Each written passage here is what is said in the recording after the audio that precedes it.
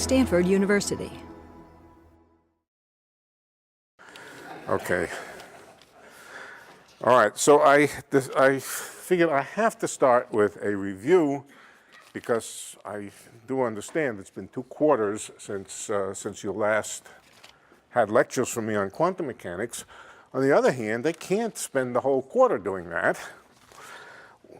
What I want to spend the quarter on is the applications of quantum mechanics, not the technology, but the physics problems. And the basic physics problems that I want to go through this quarter are those for which quantum mechanics was originally discovered, invented by Einstein, Heisenberg, Schrödinger, Pauli, all those people, namely atoms, electrons. I'm going to do atoms first. And you say, how can I do atoms first before I do electrons? Electrons are part of atoms. It's all right. We'll do a little bit about electrons, just almost nothing, but just enough to be able to write down the basic equations of the hydrogen atom, discuss the hydrogen atom a little bit, and then move on to further investigations of the electron. And when we say the electron, we're actually studying a class of particles, not just electrons, a wide class of particles which behave like electrons, which include mu particles, quarks, other things like that, and then the photon. So it's going to be atoms, electrons, and photons, but one of the themes that will recur is symmetries. Symmetries of nature and how symmetries are realized in quantum mechanics, how symmetries are represented in quantum mechanics, and what they tell us about the quantum mechanical system.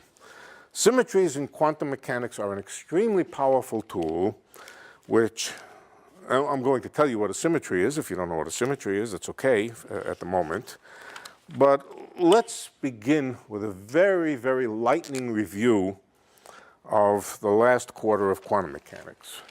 First of all, the whole story begins by asking, how do you represent the state of a system?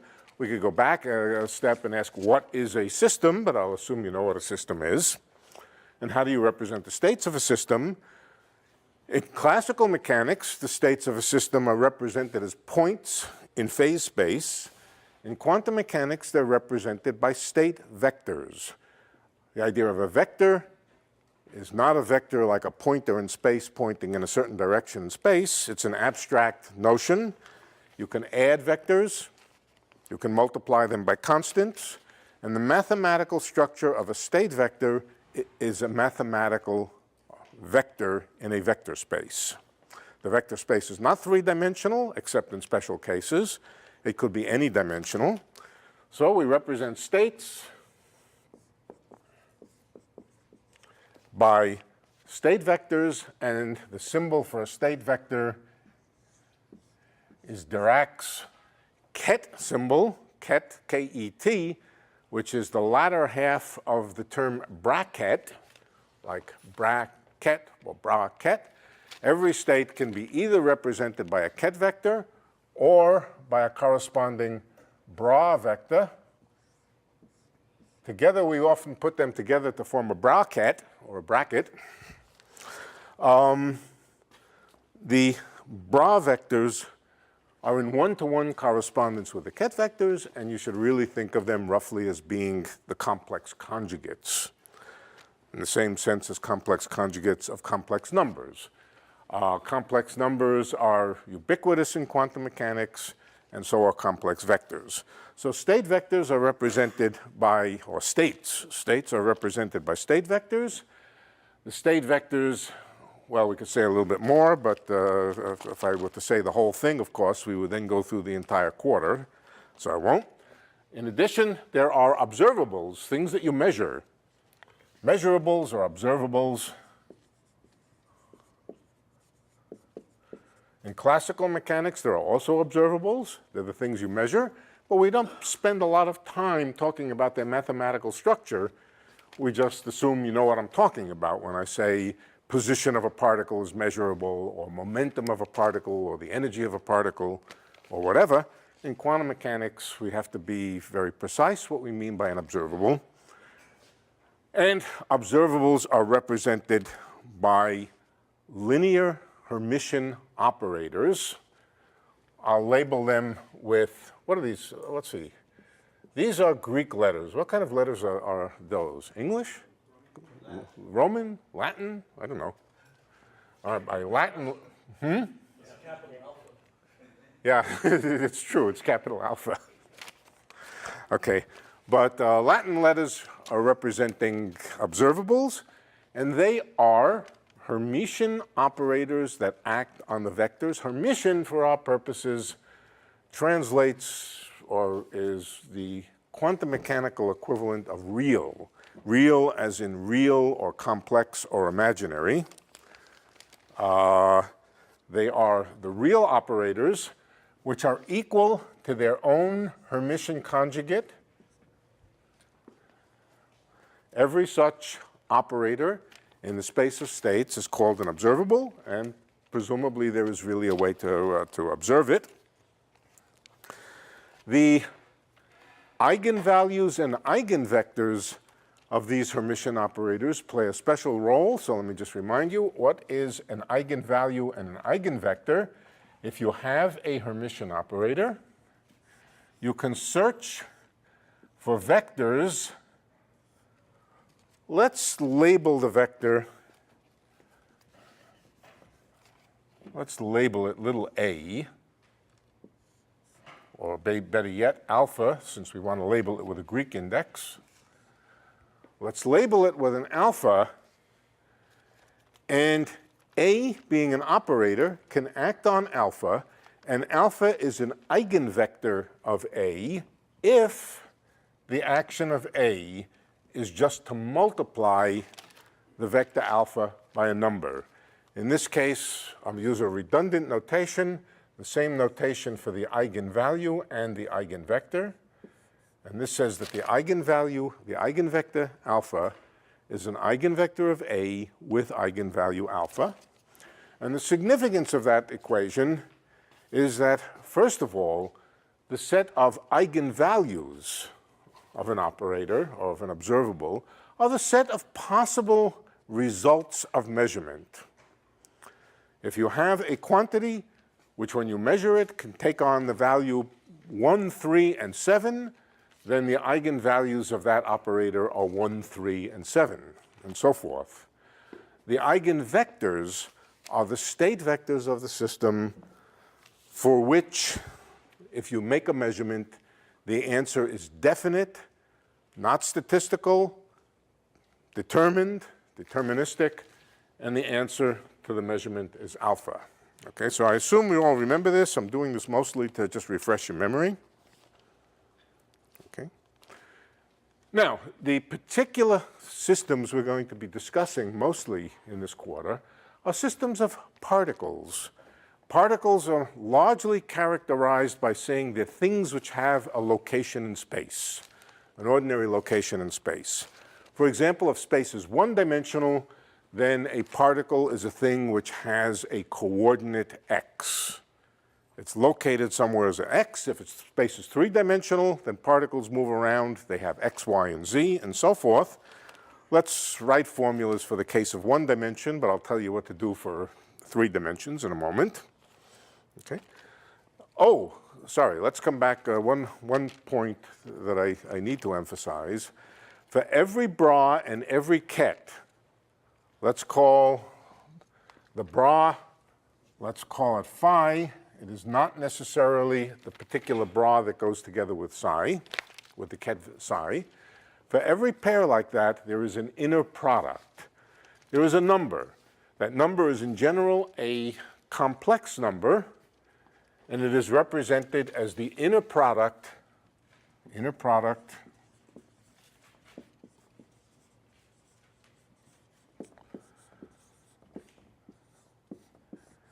it's a number. It's a number for every pair of vectors.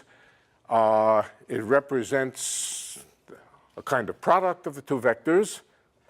It's similar in its mathematical structure to the dot product between two vectors in ordinary space, but it's a more abstract object. It's the inner product between two vectors, and it plays an important role in the logic of quantum mechanics. In particular, if two states are distinguishable uniquely by the property that there's some observable that you could measure which would be different in the two of them. Let's suppose there's some quantity that you could measure, and it is definite that the answer in the state psi is different than the state phi, then we would say those two states are distinctly different. There's no chance of confusing them. There's a measurement you could do to distinguish them. Then those states are said to be orthogonal. Orthogonal means physically identifiably different, and mathematically, it's the statement that the two vectors have inner product equal to 0. So orthogonality is a fundamental property of relationships between vectors which says that they are different. You can't confuse them. Well, you can confuse them, but you shouldn't confuse them. Okay. Now, when it comes to particles, the most important observable is the position of a particle. And so let's just discuss particles moving on a line. The line is the x-axis. The location of the particle is just a value of x, and obviously x should be thought of as an observable. Okay. In particular, there are states which are labeled by a value of position. Let's call it x naught. This is the point x naught over here. I'm just using the naught here to indicate a particular position. There are states which are labeled by x naught, which have the property that if you measure the particle's position, you will definitely find it at x naught. Okay? Good. The next concept, and of course, state vectors for different values, let's call them x and x prime. If x and x prime are two different positions, x and x prime,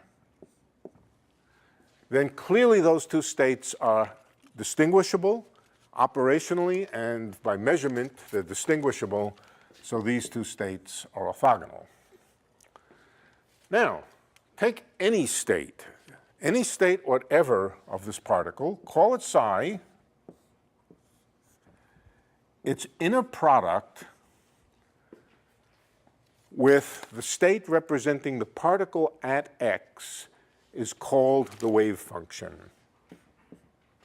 The wave function of the particle, and it's written as psi of x. It's the psi that goes into the Schrodinger equation. It's Schrodinger's psi. I believe that Schrodinger was the first one to call it psi, PSI.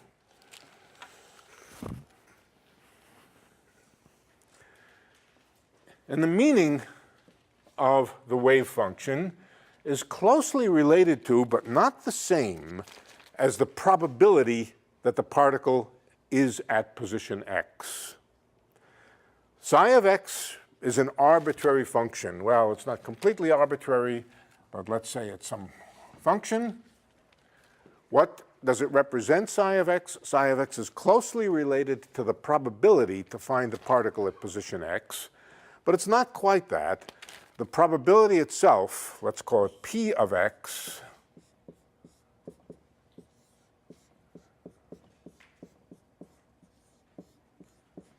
is the product of the wave function times its complex conjugate. The wave function times its complex conjugate is positive.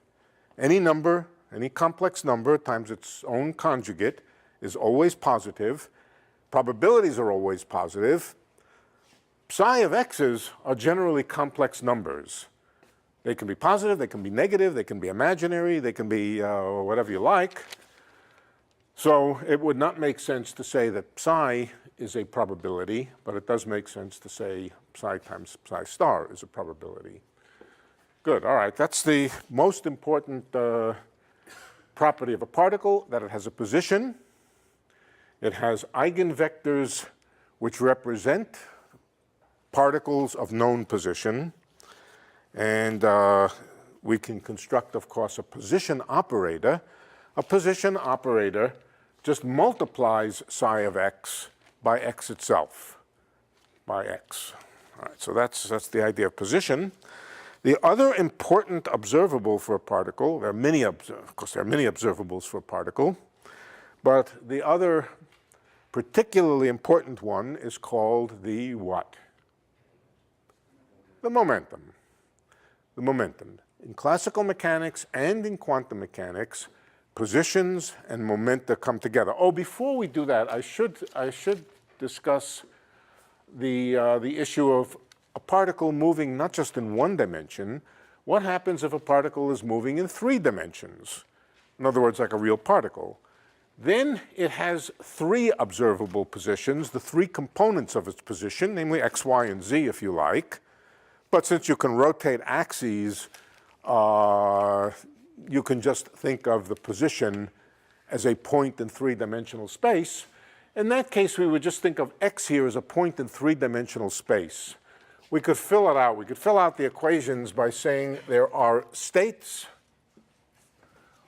which represent particles at known locations in 3 dimensions, x, y, and z.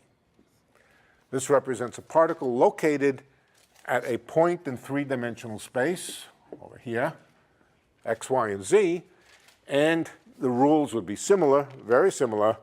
The inner products of x prime, y prime, z prime,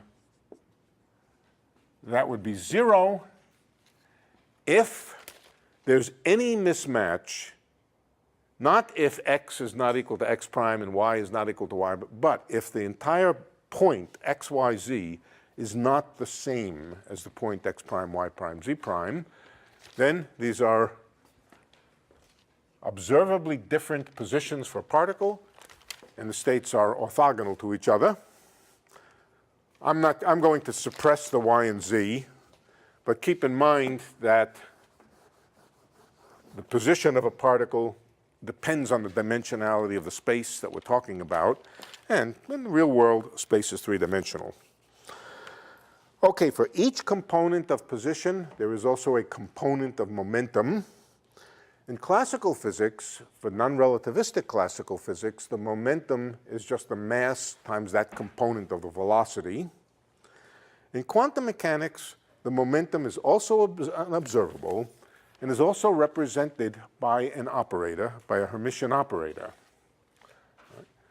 Hermitian operators can be thought of in the abstract as objects which act on mathematical vectors, the space of states, or they can be thought of more concretely as operations on wave functions. Either one, you can think of them concretely as operations that what about x itself? What is the operation that represents the operator x? Well, it's just taking the state vector, psi of x, or taking the wave function, and multiplying it by x.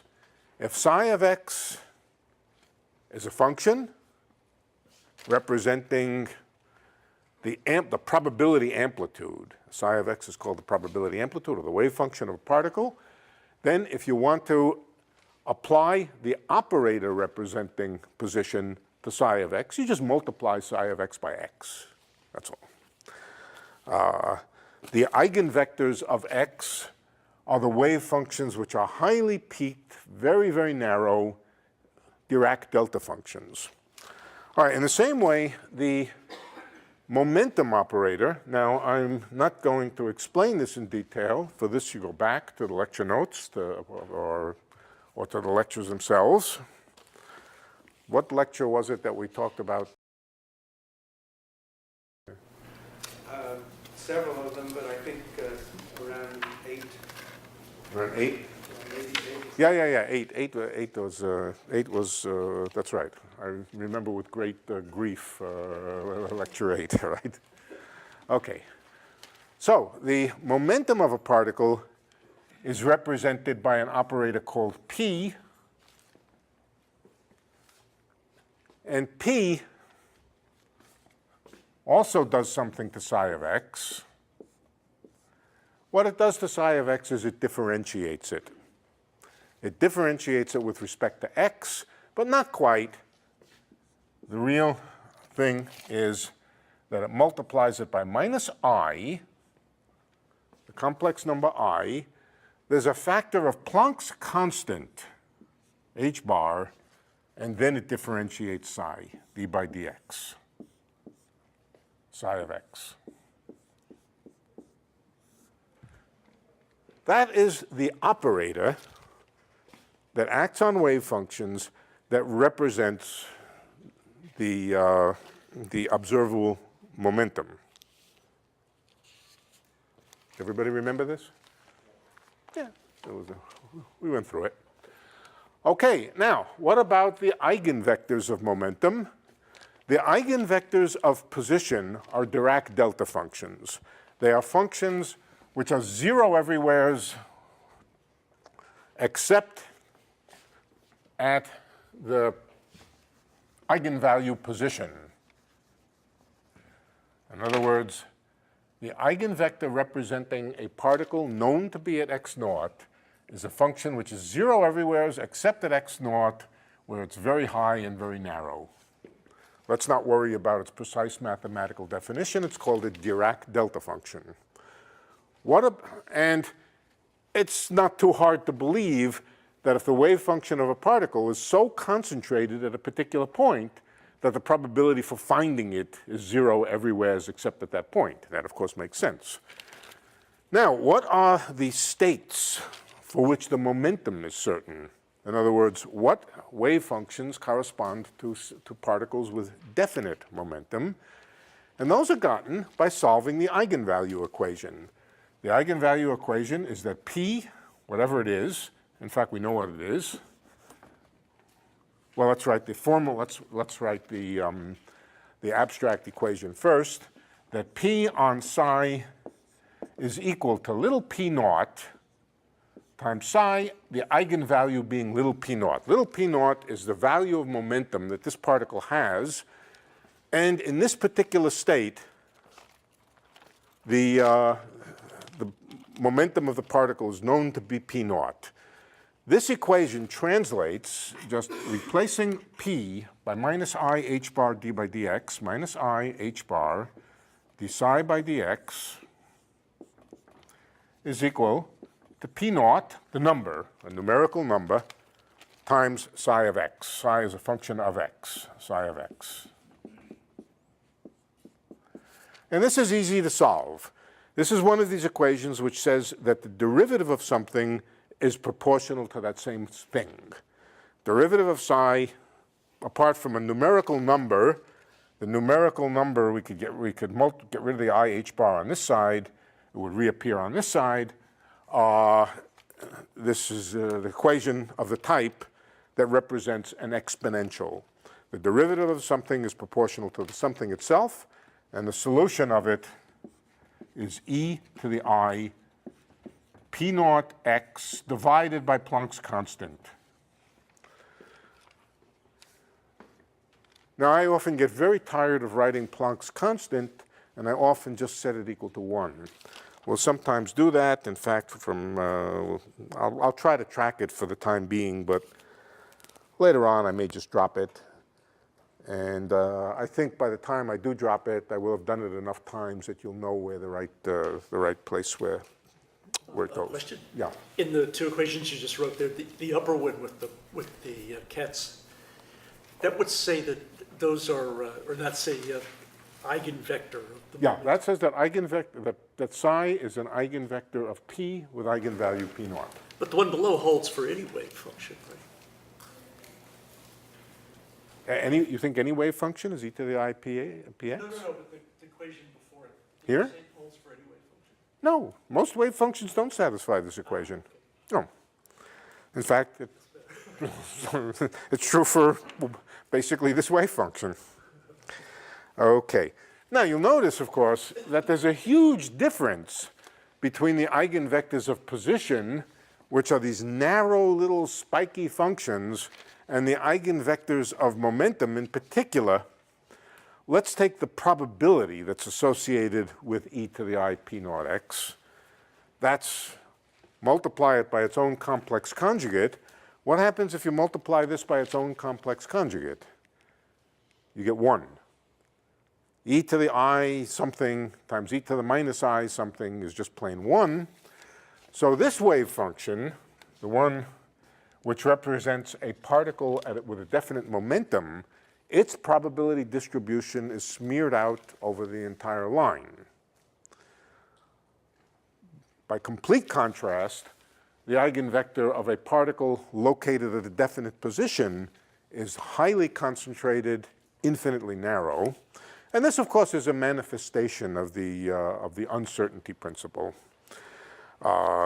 If you know the momentum of a particle, then its position is completely uncertain. And likewise, if you know the position of a particle, its momentum is also completely uncertain. I'll refer you back to the lecture notes for that purpose. That's basically quantum mechanics in a nutshell. Question, please. I'm a little bit confused. I thought you said this, we know it's P0, Yeah. so it's known. Yeah, the momentum is known. The momentum is known. Moment. Right. But then when you try to calculate the probability of this, No, the probability for position. Given that the momentum is P naught, now an experimenter is going to do an experiment not to check its momentum, but is going to do an experiment which measures its position. Two different kinds of experiments. and that was phi of x. Phi of x is the Sorry. the probability amplitude for position. That's right. That's right. If the argument, that's right. That's correct. Now, there is also a notion of an amplitude for finding different momenta, and I'll just remind you that's connected to Fourier transforms of psi of x. But I'm not going to do that now. If we need Fourier transforms, we'll come back to it. At the moment, Fourier transforms and the momentum representation, this is called the position representation. The representation of state vectors by psi of x's is called the position representation. There is also a momentum representation, but it will take us too far afield right now. Question? Yes. What is the probability of the position? So in other Psi words, star psi of x.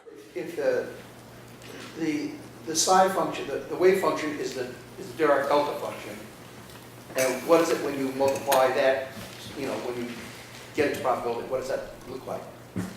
It looks like the square of a delta function, which is just higher than the delta function, but it's concentrated at the origin. It's concentrated at the origin, and we have not talked about normalizing wave functions, making the area under here equal to 1. That's a thing that we want to do, and but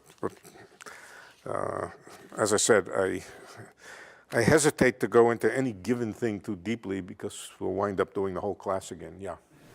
So these state vectors are all represented by column vectors, is that it? You can represent them by column vectors, in other words, but it'd be a little awkward to represent psi of x by a column vector. X takes on a continuous infinity of values, whereas the column vector is useful for a quantity which takes on some discrete set of values. So you can think of it formally in your head as some kind of continuous column vector. That's for the ket vectors, and the bra vectors you can think of as row vectors. Okay, but when we need that, I'll remind you. By then you will have gone back and studied the lecture notes, and you won't need it. Okay. Next thing, how do things change with time? Things do change with time. And the evolution of a system with time is a special case of transformations that you can do on the state of a system. That, of course, is also true in classical mechanics. the motion of the system is represented as a transformation in phase space, a transformation of the phase space position. In quantum mechanics, the evolution of a system is a special case of a transformation that you can do on the space of states, taking every state to some other state. And of course, the idea is very straightforward. If the state at one instant of time is some psi, at some later instant of time, it is something else, and that something else is a transform or a transformation of the original psi. There are some rules in quantum mechanics about the nature of that transformation. Oh, that transformation depends on the amount of elapsed time. Okay? If the amount of elapsed time is very, very short, then you would expect this transformation to practically be the identity transfer. In fact, let's go back. If the amount of time that's elapsed is 0, then of course the transformation is completely trivial. It just gives back the same state. You can say in that case that the transformation was just the identity operation on the state vector. But more generally, the time evolution is characterized, or the time evolution operation, let's now call it operator. It is an operator in the sense of operators. It's an operator, but it's an operator which depends on the amount of elapsed time. So let's give it a name. It's usually called U.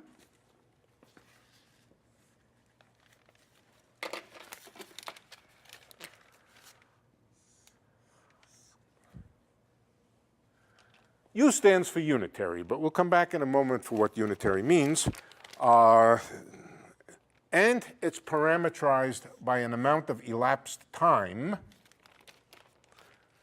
And it's such that when it acts on a state at a given instant of time, it takes you to the state at an amount of time t later. So for example, if it acts on the state, whatever the state happens to be at time t equals 0, then it will give you psi at time t. It just updates the state. If it acts on some state which happens to represent things not at time 0, but let's say at time t1, then it takes you to the state at time t1 plus t. In other words, it represents the evolution of the system from t1 to t1 plus t. That's the notion of U. That's the notion of a time evolution operator. It's a linear operator, but it is not a Hermitian operator. What kind of operator is it? Well, now we need a postulate, and the postulate is, we can say the postulate very easily. It goes back to this minus first law of physics that I harp on all the time, that information is conserved. In quantum mechanics, what it means is that if you start with two vectors, two states, which are observably different, which cannot be confused, in other words, which are orthogonal, and you let both of them evolve, they will stay orthogonal. It will not happen that two states that are observably different will evolve into states which are not observably different. All right, so what that says is that orthogonal vectors remain orthogonal. In fact, you can do a little bit better. You can prove from that statement that the inner product between vectors is unchanged by time. Okay, so let me just explore that idea a little bit. Whatever U is, it preserves the relationships between pairs of vectors. So for example, if we start with psi and phi, two vectors, they may be orthogonal or they may not be orthogonal. If they're orthogonal, this inner product is 0. If they're not orthogonal, it is whatever it is. Okay? Then the postulate is that if we transform psi and we transform phi, now phi is a bra vector and it transforms with the Hermitian conjugate of u. That would be u dagger phi. What this equation says is that the transform of psi, when you take its inner product with the transform of phi, is the same as the inner product of psi with phi in the beginning. It says that the inner products between vectors don't change with time. Okay? That can only be true for arbitrary pair of psi and phi if u dagger times u is the unit operator. And that's called a unitary operator. U dagger times u is the unit operator or the identity operator or just 1. That's the notion of a unitary operator, and the time evolution, in fact, all transformations, all interesting transformations that you do on the space of states, and we're going to talk about others besides time evolution, all interesting transformations, ways of transforming vectors into other vectors, are unitary. U dagger u is equal to 1. That's different than saying u is equal to 1, of course. U is a unitary operator. All right, let's pursue it. Yeah. Question? Yeah. The way you first said it is if psi and phi were orthogonal, they would remain orthogonal, but this is a stronger statement than that. This is actually, it's not. You can prove that if u is a linear operator and it maintains orthogonality, then you can prove that it maintains all inner products. But this says the time evolution of two systems with different states, even if they're not orthogonal, the overlap is conserved or whatever. That's right. That's right. And I said that's what you're saying is correct. But I would say it follows from the if orthogonality is preserved with time, then it's possible to prove that inner products are preserved with time. That's a little exercise. First of all, think about it in just ordinary three-dimensional space. Supposing you have some operation on vectors, ordinary vectors, which preserves orthogonality. Okay, what kind of operators on pairs of vectors will preserve the fact that they're orthogonal? Rotations, right. Rotations also have the property that they preserve the inner products, or the dot products. It's the same mathematics. It's the same mathematics. So this is the definition of a unitary operator. There are many unitary operators. So there are many possible things that could represent the evolution of a system, but they're all unitary. Okay, let's... Excuse me, what would be an example of non-unitary transformation?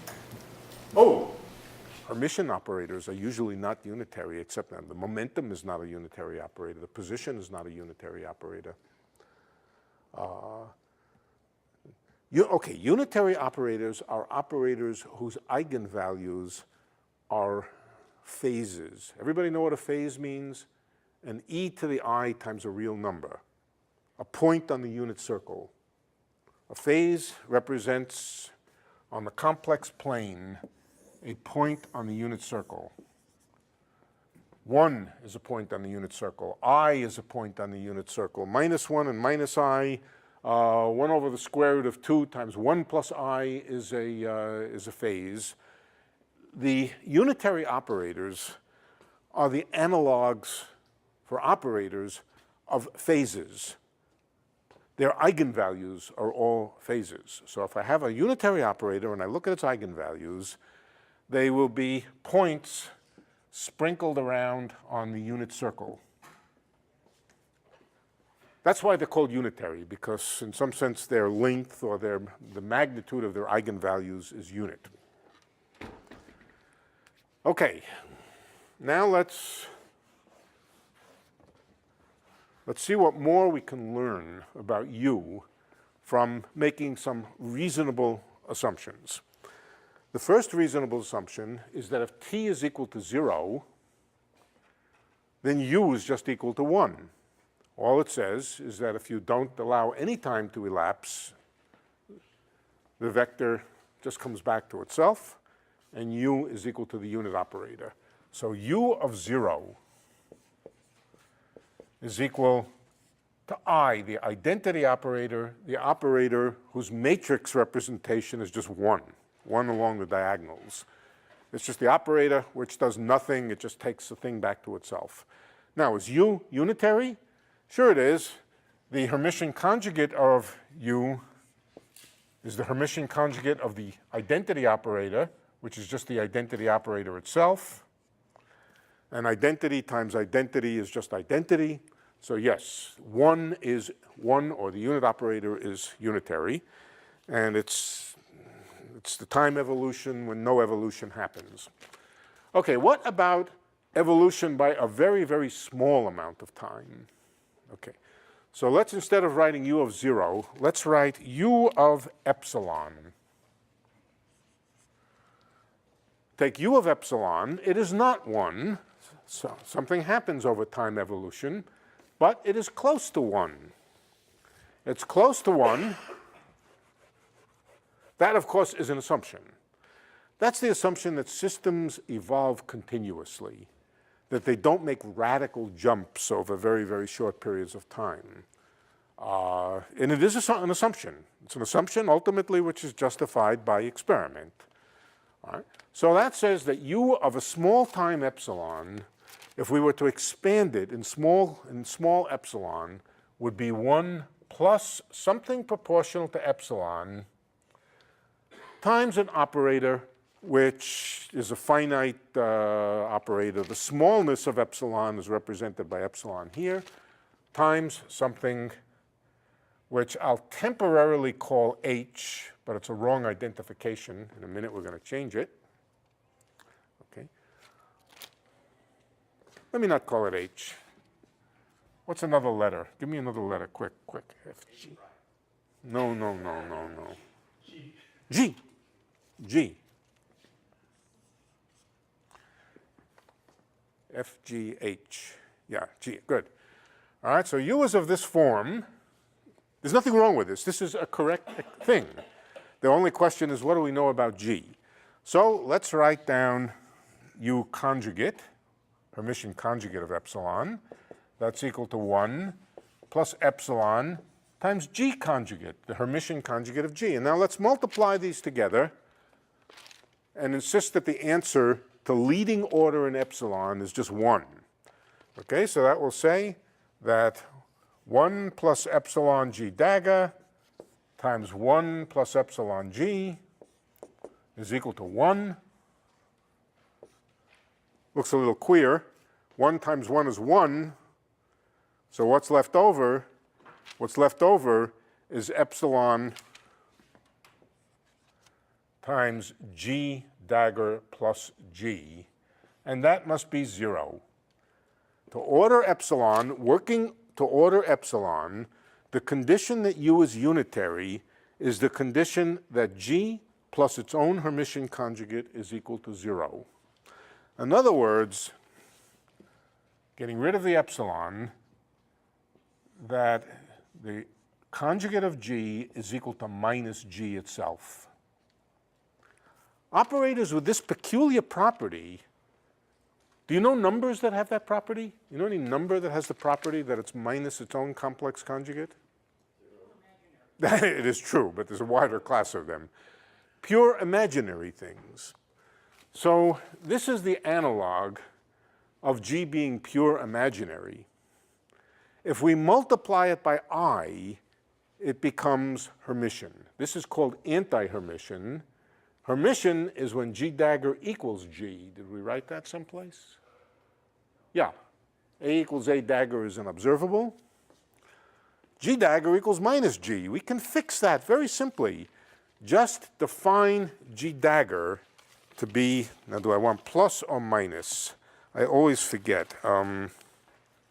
It always takes me a minute or two to, I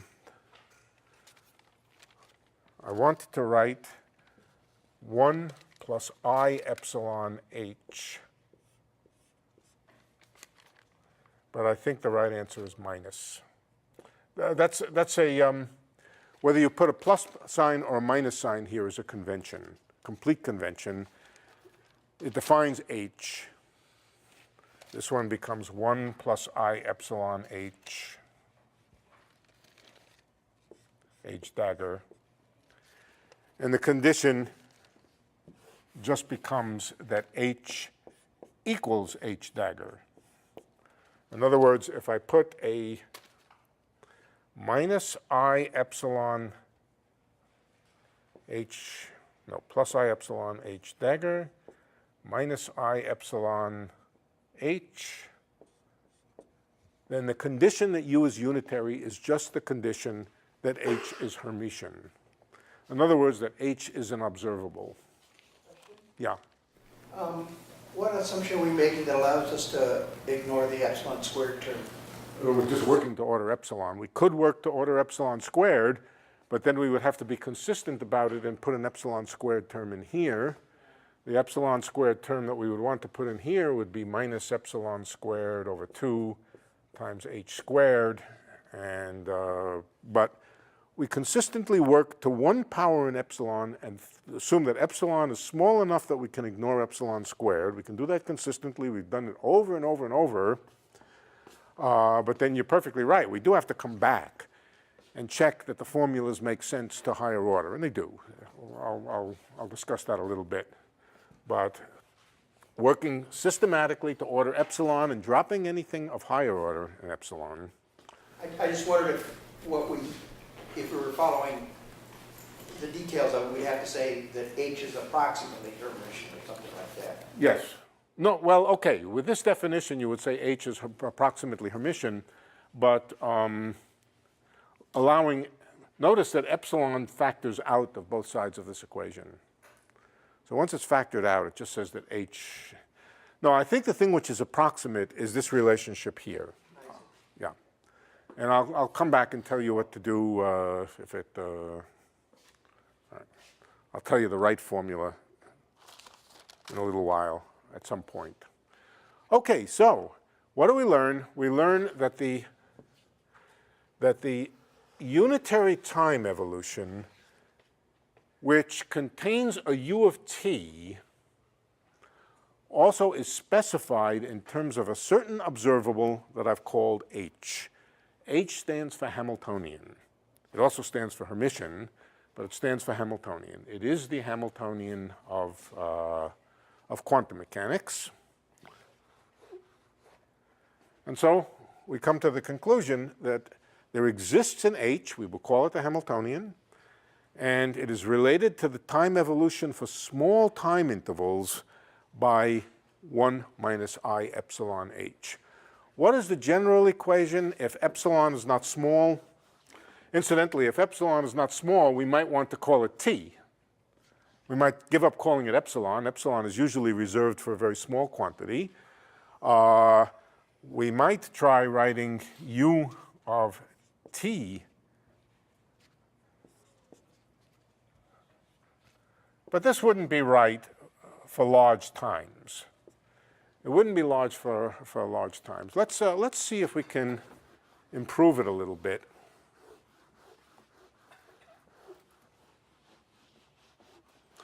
Well, you know, I think I won't spend time at it. I will just tell you the answer. The answer is that this really should be written as e to the I h t. Now, why do I? Let me just say a word or two about exponentials. If you have an exponential e to some small number, and let's just call the small number epsilon, where epsilon is small, times an ordinary number, and let me call the ordinary number little h. Epsilon times h is a small number. Okay? For very small epsilon, e to the epsilon h is 1 plus epsilon h. Does everybody know that? That's the formal Taylor series expansion of keeping only the first term, assuming the second term and higher terms are negligible. Okay? Now, supposing you want to make epsilon a little bigger, instead of just epsilon, I want to take e to the 2 epsilon times h. E to the 2 epsilon times h is just the square of e to the epsilon h. E to the 2 times something is just a square, so it's equal to 1 plus epsilon h squared. Supposing you do this over and over and over, which incidentally is equal to 1 plus 2 epsilon h plus epsilon squared h squared. All right. But this is still an approximation. This was an approximation to this. This is still an approximation to this. Here's a theorem that if you do this over and over enough times, let's say n times, e to the epsilon times n times h, such that epsilon times n is finite. In other words, epsilon times n, epsilon is an infinitesimally small number, but I do it enough times so that n times epsilon is a finite number, namely t. I do this over and over. What happens? Excuse me, let me go back. Let's do it this way. 1 plus epsilon h, and I do this a number of times, a large number of times n, such that n times epsilon equals t. What do I get? Anybody know? It's a binomial expansion, but it's also a construction of the exponential function. Okay? It's a rigorous theorem that as epsilon gets small and n gets large, in such a way that n times epsilon is kept fixed, this just becomes e to the ht. Say it again.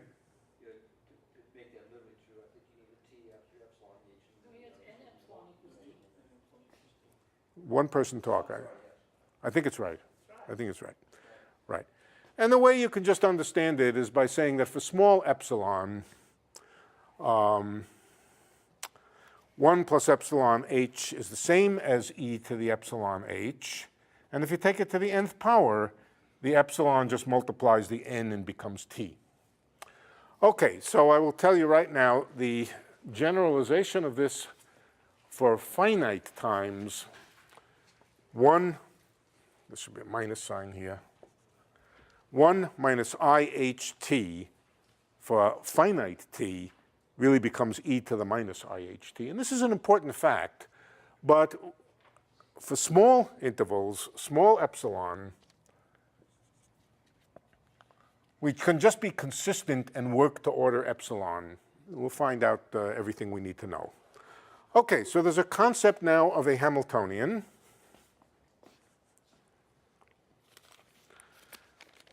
Let's see if we can understand this equation a little bit better.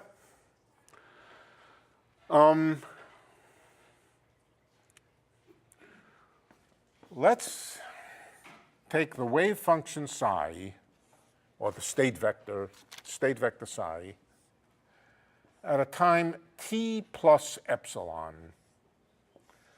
I'm starting at time t with a certain wave function, and I'm allowing it to change over a tiny time interval. What is the answer to this?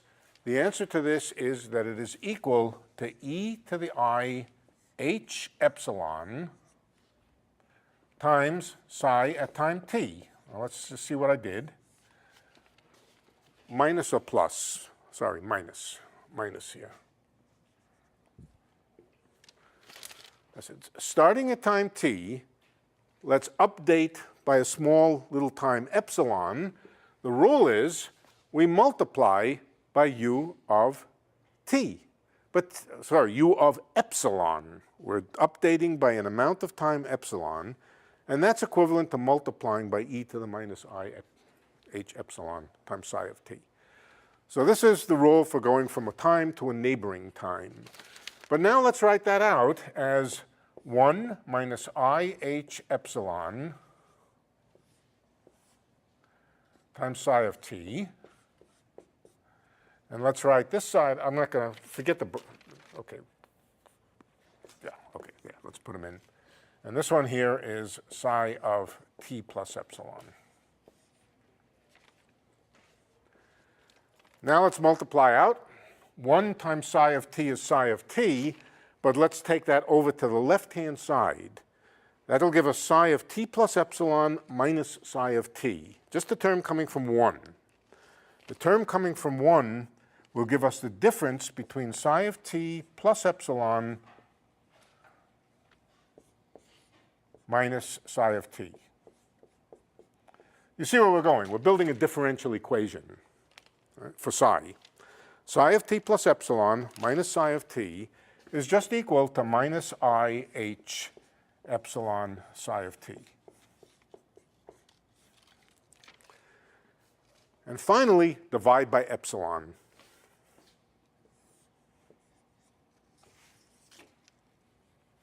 Okay, what's the left-hand side? The left-hand side is the time derivative of the state vector psi. And the right-hand side is just minus IH psi of t. Okay, so that leads us finally to the Schrodinger equation.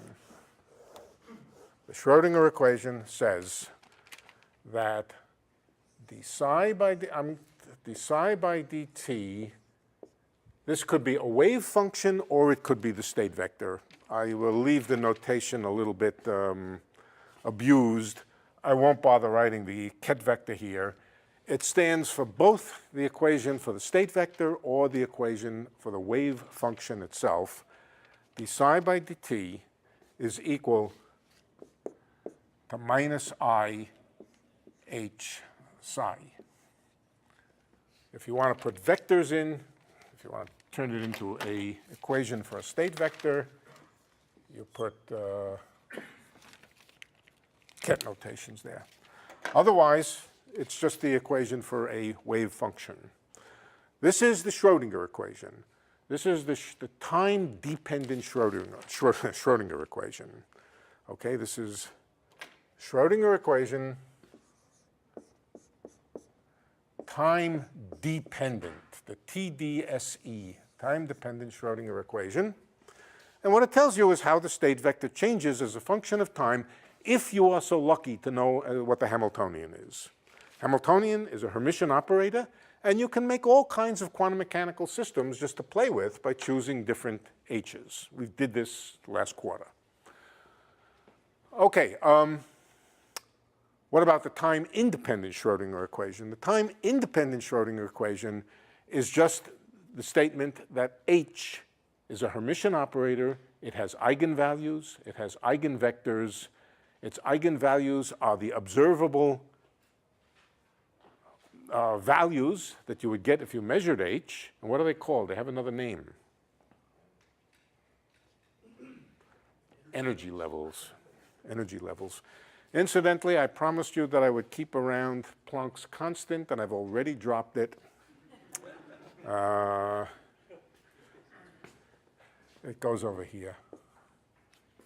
It goes over there. All right. I don't promise by any means that I will be consistent about Planck's constant. Yes, I will be completely consistent by choosing Planck's constant to always be equal to 1. Sometimes I'll put it in, sometimes I won't put it in, but I will never confuse it with I or the square root of 2.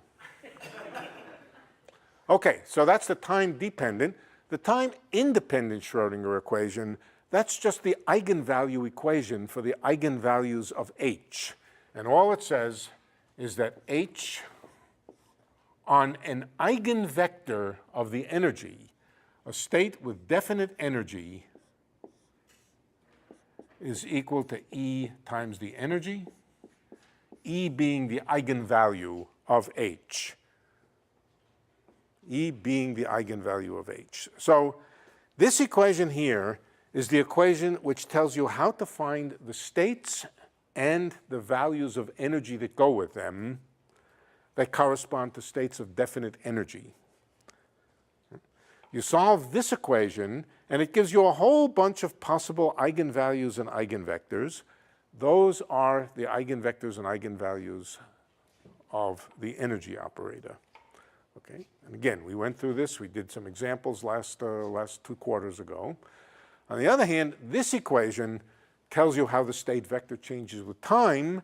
And as you can see, it's the same h on in both equations. So the question of the energy levels of a system are intimately bound up with the way that the system changes with time. Okay, so good. And that's quantum mechanics in a, I said before it was quantum mechanics in a nutshell. Well, it's a slightly bigger nut, but that's it. That's what you need to know. That's a summary of a quarter's worth of quantum mechanics that we did. Any questions?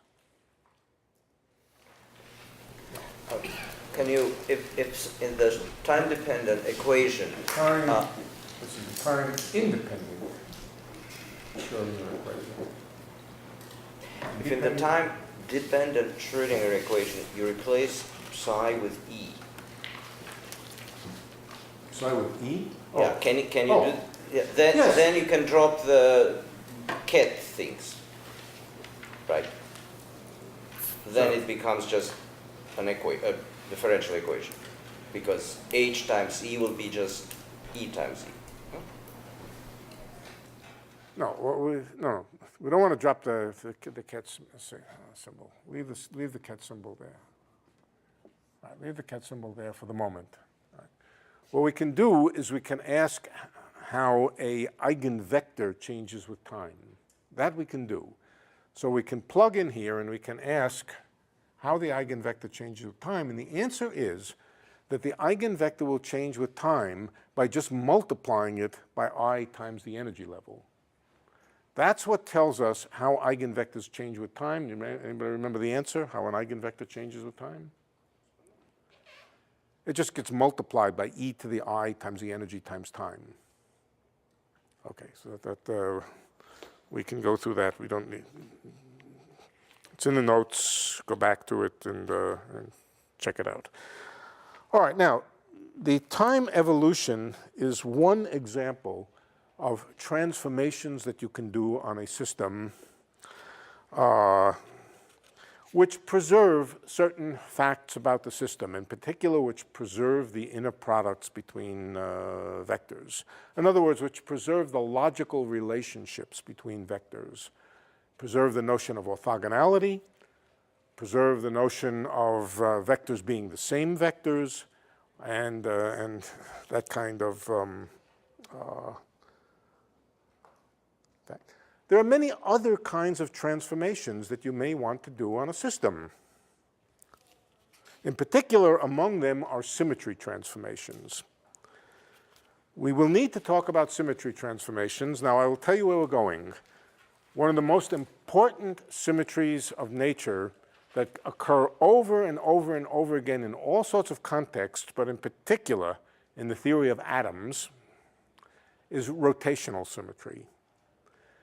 A atom, in particular a hydrogen atom is an electron moving in a central force field. The equations of a hydrogen atom are rotationally symmetric, and that's because the potential energy, the Coulomb potential, is rotationally symmetric. It's a central force. And so hydrogen atoms, and basically all systems in nature really, but hydrogen atoms in particular, enjoy rotational symmetry. If you rotate, all it means is that if you rotate your coordinates, the description of the hydrogen atom doesn't change.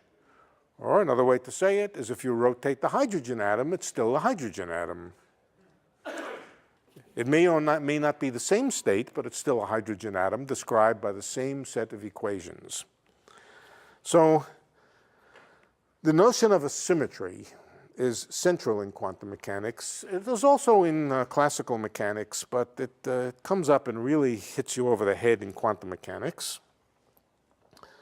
And we need to explore largely for the purposes of understanding rotational symmetry, we need to understand the concept of a symmetry. So I'm going to spend 15 minutes explaining exactly what a symmetry is. Keep in mind, if you want to keep one in mind, there are two that you can keep in mind for just to have something in your head. One of them is rotation symmetry, where it just says that if you take a system which satisfies a certain set of equations and you rotate it, physically rotate it about an axis, you may or may not change it. I can tell you this, if you rotate me, you'll change me, right? Yeah, you will. If the Earth weren't here and I was in outer space and free space, then the Leonard equation, whatever the equation governing me is, would be the same for the rotated or the unrotated. Another way of saying it is I couldn't tell whether I was rotated or not. If you rotate me and then just go away, I can't tell that I was rotated because the equations that govern my metabolism, my internal structure, and so forth are exactly the same as had I not been rotated. Okay, so rotation symmetry is one example. Another example is translation symmetry. If you take me in outer space and you set me down and you say, how do I feel? I feel fine. You take the same state, but you translate me over by a meter and you ask me how I feel. I say exactly the same as I felt before. It's a symmetry. On the other hand, there are situations where translations may not be a symmetry. You know, if there was a furnace over there, a fire, hot fire, and you put me over here and you said, how do you feel? I feel fine. Now translate me over to here. How do you feel? Well, I don't feel so fine. Okay. So the presence of an object may break translation symmetry. On the other hand, if you think about it a minute, wait a minute. What if I really translate everything, me and the furnace? Then we restore the translation symmetry. So symmetries are operations, or there are operations that you can do on states of systems. And if the operation doesn't change the equations, doesn't change the properties of the system, doesn't change the way you describe the system, then that transformation is called a symmetry. For a free particle, for any ordinary system, if it's out in outer space, far from anything else, and you translate it, that's a symmetry. You rotate it, that's a symmetry. What if you squeeze it? Change its dimensions by squeezing it. That's generally not a symmetry. You know, if you take a crystal of rock salt or something and you squeeze down on it and compress it by a factor of 2, it doesn't behave the same way. So there are all kinds of things which are not symmetries. Nevertheless, they still may be operations that you can define, but they may not be symmetries. Okay, let's talk about the condition. Let's first of all try to quantify that idea. We have states. The generic or typical state of the system that we're interested in is called psi. We're going to do an operation on it. That operation might correspond to rotating the system, it might correspond to translating the system, or it might correspond to something uglier than that, like squeezing it or stretching it, but doing something to it. And let's represent that by an operator V. I use V because I've already used U, but I intend it to be a unitary operator. Why a unitary operator? Well, if I really have a symmetry, and I have two states which are different than each other, I apply the symmetry operation, I expect them to stay different. If there are two states of me, happy me and sad me, they're different from each other.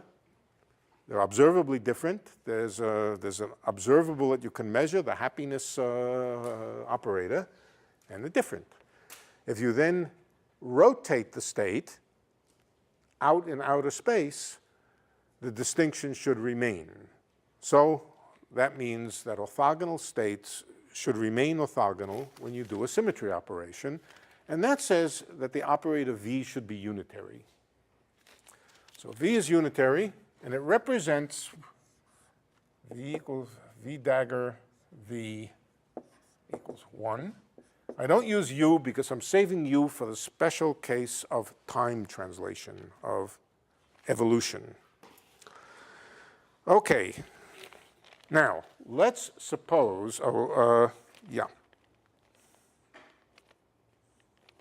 this is a little bit tricky, so there's U's and there's V's, and it's quite tricky. It takes me half an hour each time I try to do this to get it right, but it's also very, very simple.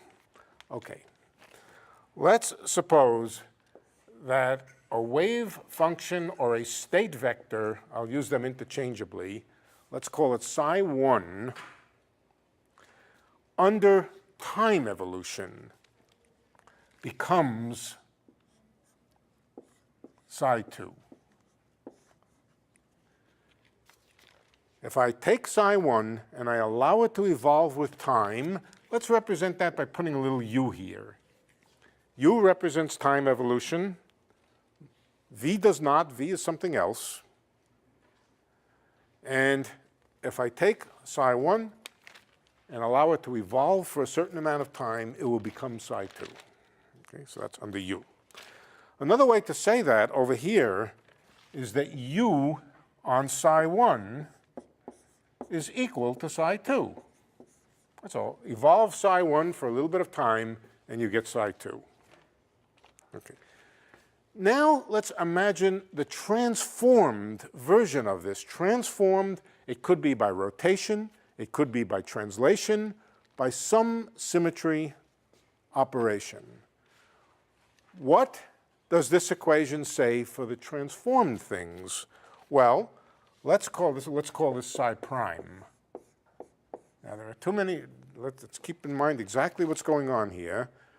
1 and 2 represent some initial state and some final state. Evolution from one to another. Prime and unprimed represent the action of the symmetry operation, which could be rotation. Could be rotation or it could be translation. Okay, here's what I maintain. If there really is a symmetry, then psi1 prime,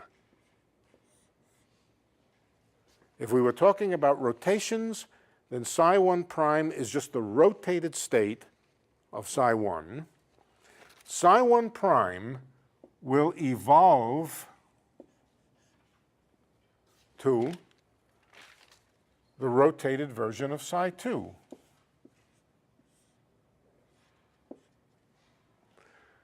Let's see what that says, okay? If I evolve myself over a period of time, and I'm in some state, and I get some other state, I go from happy to not so happy, then when I rotate myself, I should also find under the same evolution that I go from the rotated happy state to the rotated not so happy state.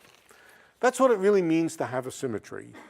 That the evolution of the transformed state behaves the same way as the original state. It's a little bit tricky. Okay, let's see if we can make an equation out of this now. Yeah, okay. So the first row here is just the equation that psi2 is u psi1. That's what this says.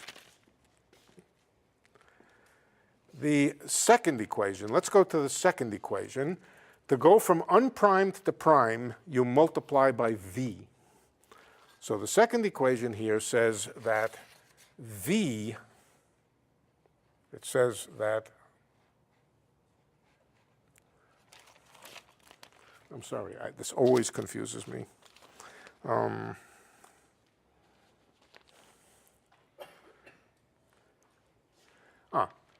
It says that psi2 prime is equal to u times psi1 prime.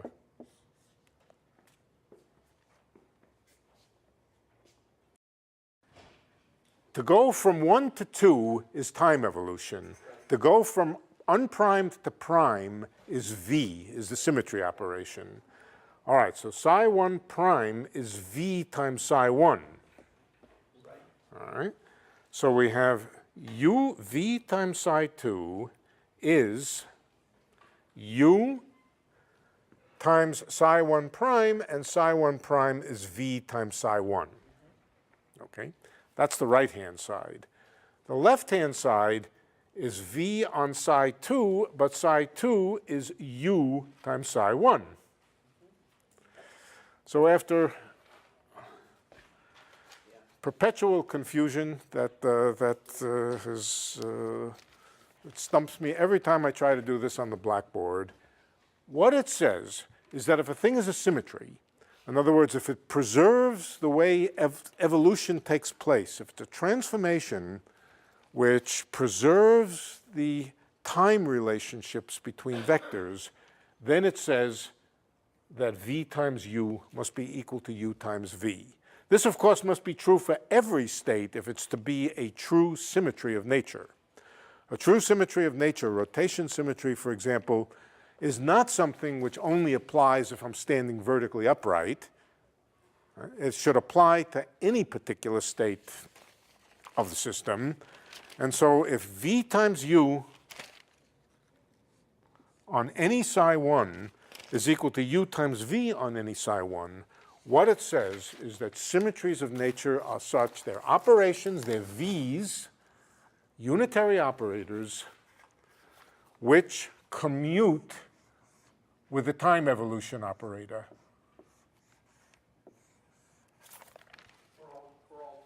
For all? Yes, in fact, for all time. We'll see, it's enough for it to be true for one time, and it will be true for all time. But yes, that's correct. Okay, so unitary operations, things you can do to the state vectors which preserve orthogonality, which commute with the time evolution operator, are symmetries that preserve the evolutionary relationships. So physically, you're saying you can rotate and then wait, or you can wait and then rotate. Exactly. The words are very simple and they make perfect sense. And yes, that's exactly what it says. Okay, so how do we identify symmetries? We look for operations which commute with a time evolution operator. Now, remember that the time evolution operator is itself, let's take the limit of a small time evolution just to analyze it a little bit. This says, well, first of all, yeah, okay, it says that v times 1 plus I epsilon h, 1 minus I epsilon h, 1 minus I epsilon h, is equal to 1 minus I epsilon h, this is the first order again, times v. I'm just expanding it out. The first order is good enough. It gives us everything we really want to know. First of all, v times 1 is equal to 1 times v, so those cancel. And what it says is that minus I epsilon vh equals minus I epsilon hv. Or canceling out the minus I epsilon, it says that v commutes with the Hamiltonian. Okay, let's cancel out these things. The minus I epsilons. A symmetry is a unitary operation which commutes with the Hamiltonian. Okay. Any unitary operation which commutes with the Hamiltonian is a symmetry, and any symmetry is a unitary operation which commutes with the Hamiltonian. That's very abstract. That's extremely abstract. And in order to appreciate it, we have to do a couple of examples. We'll do some examples in a moment, but let's just focus on that. That unitary operations on the space of states which commute with the Hamiltonian are symmetries. What limited us to unitary and v? What's that? What limited v to being unitary? What limit? Sorry. What requires that v is unitary? Oh, yeah. A symmetry, whatever a symmetry is, it preserves logical relationships between the vectors. So it's an assumption. It's an assumption that the symmetries of nature take orthogonal states to orthogonal states. Okay. That seems plausible. A symmetry should not take two states which are distinctly different from each other and act on them to give states which are not distinctly different from each other. You wouldn't call that a symmetry. You could say mutually exclusive. Yeah, mutually exclusive things should stay mutually exclusive. Right. Okay, so we now have an abstract mathematical definition of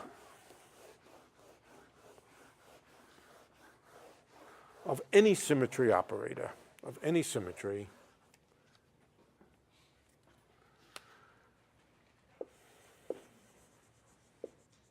This will become much clearer when we do some examples.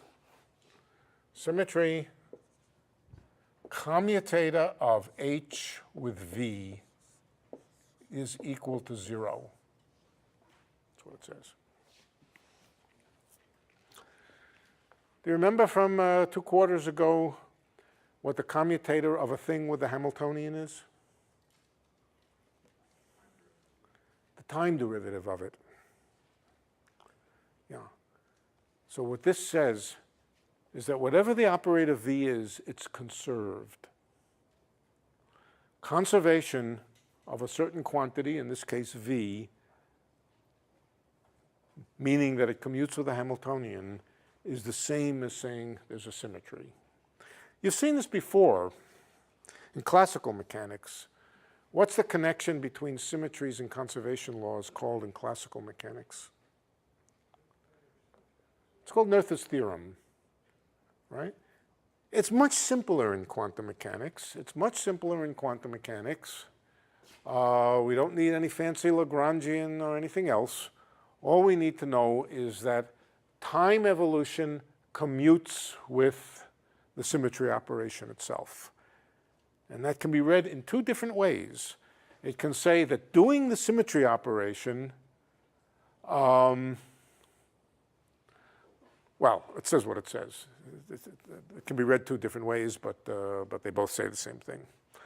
Okay, so now let's go one step further. There are different kinds of symmetries. Let me give you some examples of 2 different kinds of symmetries. There are discrete symmetries and there are continuous symmetries. Let me give you an example of a discrete symmetry. Think about reflection in a mirror. Reflection in a mirror takes a right hand to a left hand. Okay? That's the mirror image of a left hand as a right hand. That's a discrete operation. It takes left to right, but there's nothing sort of in between. It's just a discrete operation, left to right. Let me give you another example of a discrete operation. Let's suppose we have a pair of electrons, or a pair of particles. A pair of particles, and they happen to be the same kind of particle. A pair of electrons or a pair of protons. Then if I take the 2 particles and I interchange them, whatever the state is, I interchange one particle with the other particle. That's a symmetry. Why? Because the particles are of exactly the same kind. A proton over here and a proton over here is the same as a proton over here and a proton over here. That's just interchange of them. Those are discrete operations. Discrete operations means that there's sort of nothing in between. Or let's say heads and tails. Just say heads and tails, a head and a tail. If the coin happens to have no markings on it, whether it's heads or tails, and you turn it over, then the physics of the coin and the flipped coin are exactly the same. Those are discrete operations. By discrete, I mean in distinction to continuous operations, and continuous operations are like rotation in space. Rotation in space, you can do a very small rotation. Small means one by a very small angle. In fact, you can go further. You can say that every rotation about an axis can be built up by tiny rotations about that same axis. That means that the rotations have a continuity to them that the flip of a coin does not have.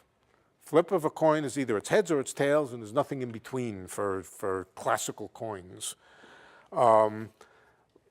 For systems in 3-dimensional space, you can, or two-dimensional space for that matter, you can rotate them. You can rotate them by 90 degrees. That's a transformation. But you can build up that 90-degree rotations by lots of little infinitesimal transformations. Those are called continuous symmetries. What about translation symmetry? Is translation symmetry continuous or discrete? Well, it's continuous. You can take any translation of a system and think of it as being compounded out of lots of small translations. The continuous symmetries are the ones, in particular the rotation symmetries and translation symmetries, are the ones I want to focus on. Okay? What do we know about continuous symmetries? We know we can build them out of lots of little elementary small transformations. So let's focus on the small transformations. We're going through basically the same manipulations that we went through over here. Time translation is a continuous thing. You can build up a time translation by 10 seconds by thinking of it as lots of little time translations by microseconds. Okay? And that led us to the conclusion that U's are related to Hermitian operators through this relationship here. Exactly the same is true of every continuous symmetry. Exactly the same thing is true. Every continuous symmetry can be thought of as being built up by little infinitesimal ones, which have the form 1 minus I epsilon, not times a Hamiltonian, but something, some Hermitian operator. Let's call it G. G stands for generator. G stands for generator. And what we're thinking about now is a symmetry transformation, but one of them which is very close to being the identity. Such a transformation can always be represented as something close to the unit operator, and close to the unit operator means just shifted by a small amount. By the same argument that told us that H is Hermitian, G is also Hermitian.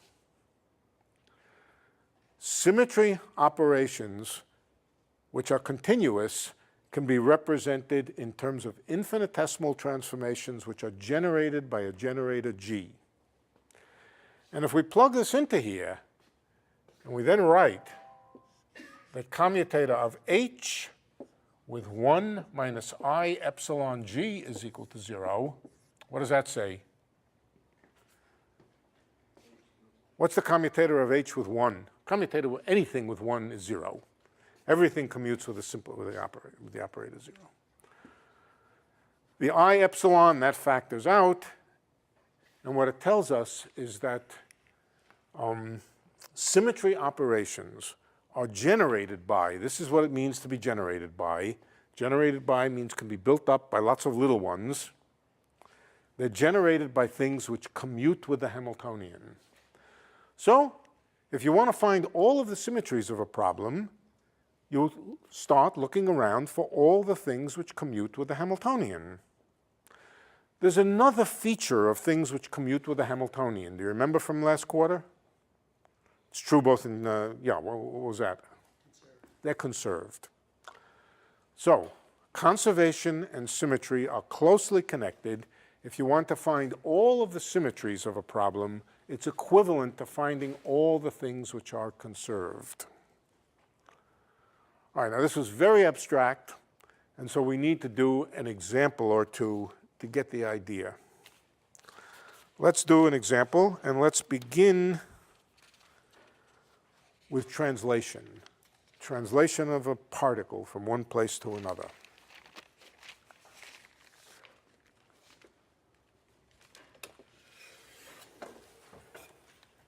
Okay. Translation of a wave function. We want to take a wave function. Here's a wave function. And we're going to move it a little bit. We're going to translate it to a new wave function. And we want to find out what operation does that. if we have a psi of x, what operation do we do to translate it to a new position? We're going to take that new position to only deviate by a small amount, by amount epsilon, but we know what the answer is. The answer is psi of x goes to psi of x plus epsilon.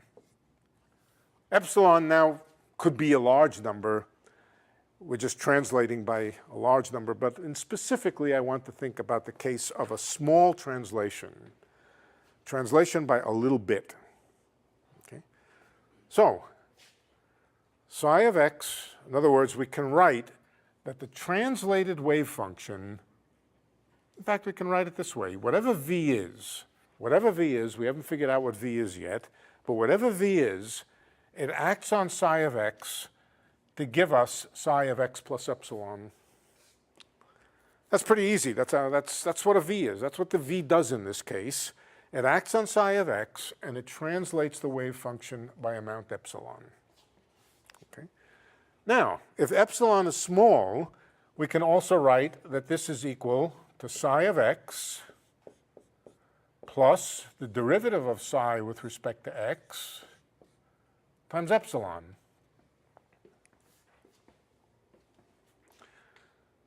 So, what v does,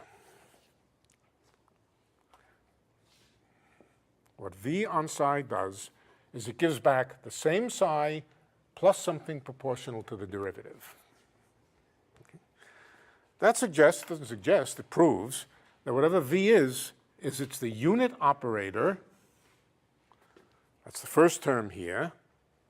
It acts on psi of x to give back psi of x plus a small change, and the small change is epsilon times the derivative operation. I haven't written on x, we could write on x times psi. V is an operator. It's the unit operator plus epsilon times the derivative operator. We can act on any wave function, and what it will give us is the wave function infinitesimally displaced. Okay? Now, what about d psi by dx? What about d by dx? D by dx is an operator. It operates on wave functions. It's a linear operator. Right? It's connected with the momentum operator. Remember the relationship. The momentum operator P equals minus I h bar d by dx. All right, so what do we want to do? We want to write, let's multiply by I, get rid of the I here, and divide by h bar. Differentiation is I over h bar times momentum. So let's write this that way. 1 plus epsilon, I epsilon over h bar times the momentum. We now have an example of a infinitesimal symmetry operation. By infinitesimal, I mean just by a little bit of a shift. And we found out what its generator is. The G. Where was it? Did we have G here? No. Yeah. V is 1 minus I epsilon G. In this case,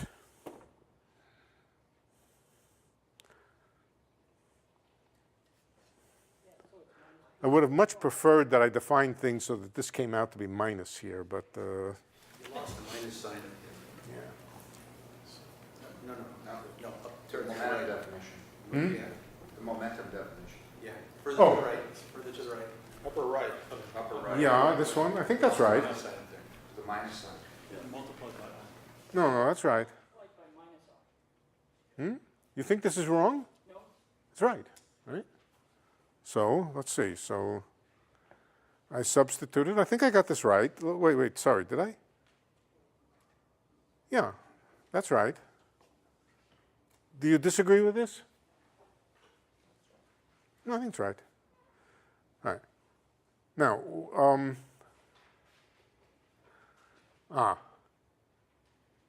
I think if I shift the wave function to the right, if I shift the wave function to the right, that's really putting a minus sign here. Yeah. Yeah, I made a mistake in defining a shift to the right. A shift, it looks like it should be x plus epsilon, but psi of x goes to psi of x minus epsilon. So this is actually a minus sign here. If you track that through, we will find out that there's a minus sign here. Yeah. Okay, so it identifies for us what the symmetry generator G is for translations. And what is it? It's the momentum divided by Planck's constant. Right? Momentum divided by Planck's constant, we can write that the generator of translations, here's the language, the generator of X translation is P sub x. P sub x, strictly speaking, divided by Planck's constant.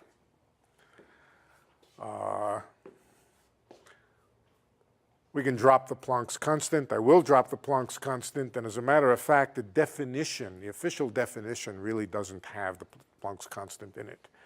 But there's an example. There's an example, P of x. Now, is P of x, is the momentum along the x-axis conserved? It depends on the Hamiltonian. It depends on the Hamiltonian. So let's write down a Hamiltonian. The Hamiltonian for a free particle, a particle moving in empty space with no forces acting on it, H, in that case, is just p squared over 2m. The momentum squared divided by twice the mass. If this is a one-dimensional problem, then it really is just px, just the x component of momentum. Does the Hamiltonian commute with px? Well, that becomes equivalent to the question of whether px commutes with px squared. Yes, every operator commutes with every function of itself. P of x commutes with P of x squared, it commutes with P of x cubed, it commutes with any function of P of x.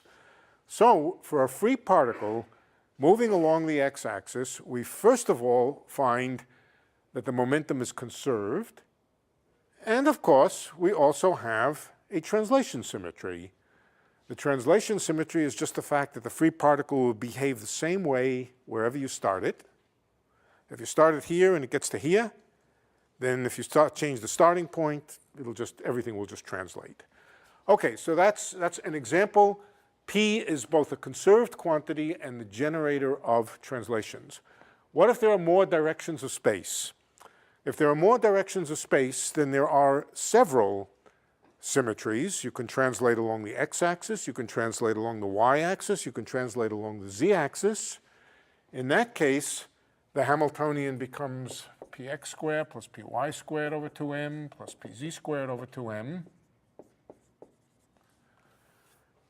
And the translation symmetry along the x-axis is still just px.